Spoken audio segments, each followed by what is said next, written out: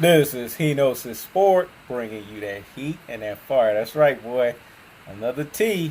I'm telling y'all, man. About 50 of them things. We about to do the damn thing, folks. We about to do it. We ain't playing in these streets, man. We ain't playing. As more videos come on, more T's are going to come on, man. Don't worry. You know what I'm saying? If y'all like the merch, let me know, and He Knows His Sport. We'll make sure that it is delivered, signed, sealed, and delivered like UPS to your address. You know what I'm saying? But on to the video, man. Deontay Wilder, the Bronze Bomber. Bomb Squad. What that cat say, man? He said Anthony Joshua should be ashamed of himself. The man should be ashamed of himself, folks. You know why he should be ashamed of himself? He should be ashamed of himself because he lost to Andy Ruiz Jr. This is the stuff that I keep telling folks. Deontay Wilder feels that he's going to have to clean up Anthony Joshua's mess. Let me say that again. Deontay Wilder feels that he's going to have to clean up Anthony Joshua's mess. And why should he clean up this man's mess? Y'all explain that to me. Well, let me explain why he's going to clean up his mess. Here's the thing that y'all got to understand. Anthony Joshua did not take Andy Ruiz Jr. seriously. Hence, because he did not take Andy Ruiz seriously, he put himself in a predicament to where now he has to rehab off of the worst loss in his boxing career. The reason why Deontay Wilder gets to poke fun of him like he did on ESPN is because Deontay Wilder understands that you don't lose fights like that. It's an upset for a reason, folks. That means Andy Ruiz Jr. was not supposed to win. Now, does he get hats off for winning? Yes. Does he get credit for winning? Yes. But he wasn't supposed to win. This is the sweet science, folks. You are a champion of the highest order. You are a multiple belt heavyweight champion. Act like it. Function like it. And like Teddy Atlas said, the great Marvin Hagler said, you can't get up to train at 5 a.m. when you sleeping in silk sheet beds. I'm going to say it again. You can't get up to train at 5 a.m. if you sleeping in silk sheet beds. He needs to take his ass away from Miami. Shout outs to Ox. He mentioned that in our live stream earlier today.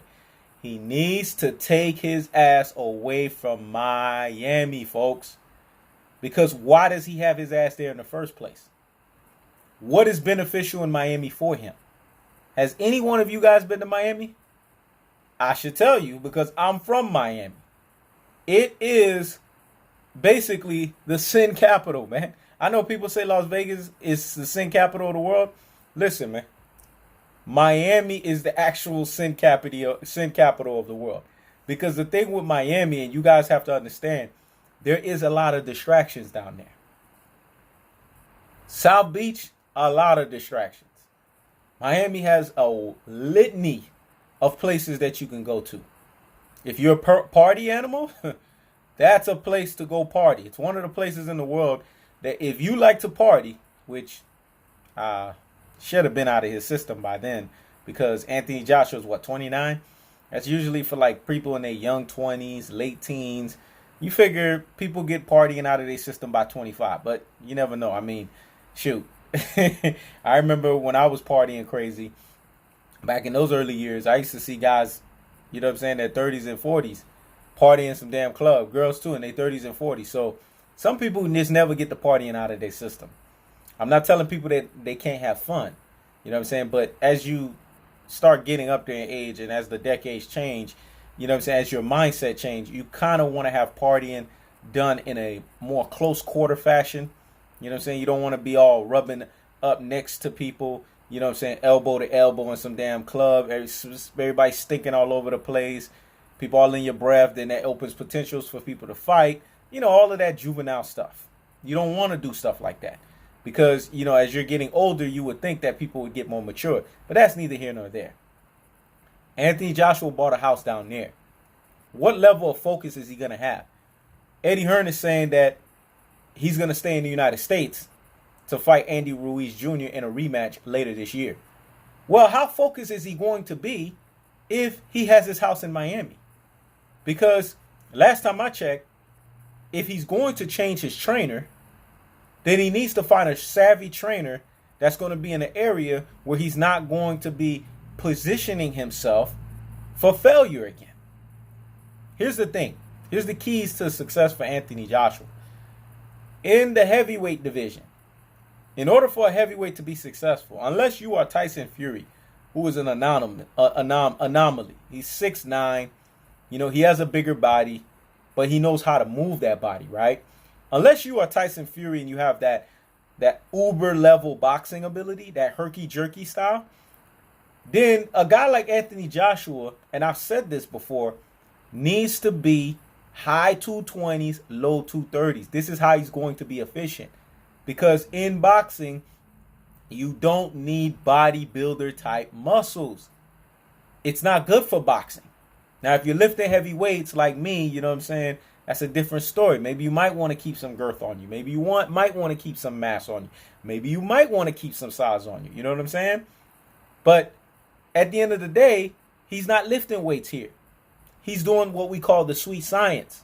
So if he's in the business of the sweet science, then he needs to have those lean muscle fibers that can be able to have what I call stamina-filled oxygen in these muscles so that it can help him to have endurance.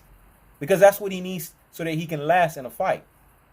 Andy Ruiz, although he's heavy set, he basically had the endurance of a fighter. For the simple fact that because his training style and the way that he basically prepared himself for this fight, he just has a bad body type. He has what we call ilky body. You know what I'm saying? That's the new term. Me and E-Dub, we coined that term. So y'all need to start using it. He has what we call a ilky body. He don't have a good body. There's a lot of people walking around here with ilky bodies. It is what it is. We all can't have good bodies. But as a fighter, his ilky body did not derail him from what he was doing in terms of training because he trained like a fighter. Andy Ruiz Jr., although he only had short notice, Andy Ruiz Jr. trained as if this was the hardest fight of his career. He showed that in the ring when he fought against Anthony Joshua. Anthony Joshua, the reason why he lost, and here's the 3 keys of why he lost. And this is why Deontay Wilder could laugh at him. And laugh at him. And 3, for the number confirmation, laugh at him again. Is because Anthony Joshua did 3 things wrong. He trained for Big Titty Miller, which is not his fault. Big Titty Miller was who he was going to fight. We know that. That's who he trained for, right? But then he had a break in between. Because remember, the fight for Big Titty Miller got called off because Big Titty Miller basically tested positive for how many? 4 substances, right? So since he tested positive for 4 substances, it caused there to be a little what we call an interlude, a break, an intermission, right? In that intermission, they were going out scouting to figure out which opponents it was going to be. First, we were talking about Michael Hunter. Then there was talks about Luis Ortiz. Then all of a sudden, the sweepstakes landed on Andy Ruiz Jr. The second the sweepstakes landed on Andy Ruiz Jr., that should have been the time that Anthony Joshua and company started doing a scouting report. That's when they should have gone to the vault, the tell of the tape, do film study on Andy Ruiz Jr. to know the level of fighter that is being brought in front of them. Because of the fact that Andy Ruiz Jr. had a tough outing against Joseph Parker, a common opponent that, mind you, Anthony Joshua did struggle against, that should have behooved them even more. So that's on them. That's their fault. They were too busy looking at Andy Ruiz's body instead of looking at what Andy Ruiz brought to the table. Andy Ruiz had a pretty good record. His resume was 32-1 prior to the Anthony Joshua fight. And a lot of people felt that Andy Ruiz Jr. beat Joseph Parker. That should have been a red flag to Anthony Joshua and company. But the problem was he was too busy being AJ Devo, walking in New York Stock Exchange, Dow Jones, and things of that nature, that he wasn't training, living, and sacrificing himself and disciplining himself as the champion that he should have been. So, hence, this is why you get the term AJ Devo. The reason why Deontay Wilder could crack on him is because Deontay Wilder does not take any opponent lightly. Every time Deontay Wilder goes into that fight, he is well conditioned. He is ready to go. There's not a fight that you could look back and say, man, Deontay Wilder cheated us. You can't say that. You cannot say the Bronze Bomber has done that. But with Anthony Joshua, not only is he cheating us in a lot of these recent performances, I also have to blame Matchroom Sports. And shout outs to Ox Steel because he pointed that out on our live stream. And I felt like that too because I pointed it out in my collab live streams with Sis or with D. Jefferson, you name it. I said the same thing too. Anthony Joshua has not taken a break. He's been fighting every year after every year after every year. And a lot of people say, well, he took a year off between the fight between Andy Ruiz and before that. Still, that doesn't negate the fact that he was overworked. And mind you, he overtrained. Overtraining is not good for a fighter. Now, some people will look at this as, oh, man, you're just making an excuse for this guy. No, I'm not making an excuse for him. I'm stating the cold-hearted, the unadulterated, and the cutthroat truths, folks. The truth of the fact of the matter is this, and it is quite simple. It is real simple.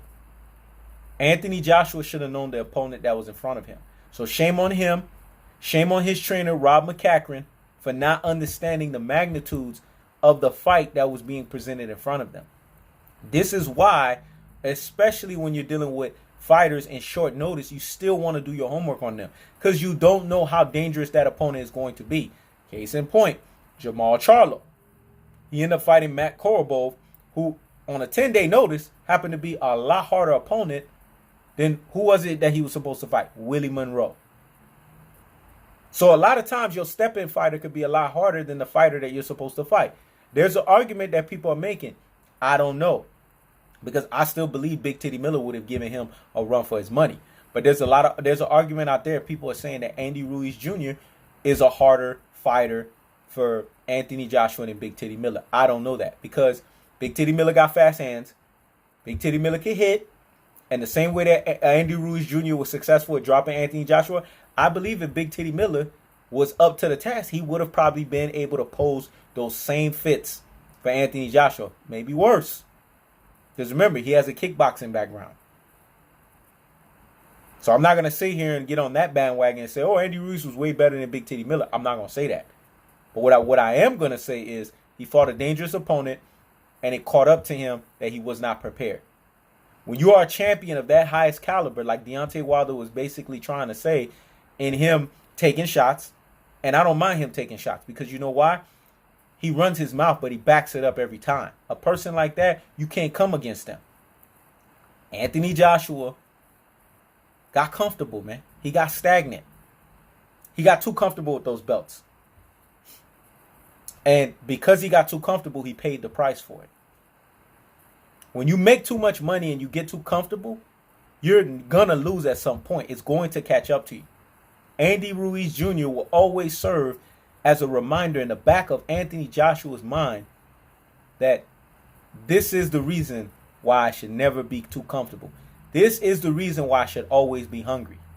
Now, the rematch.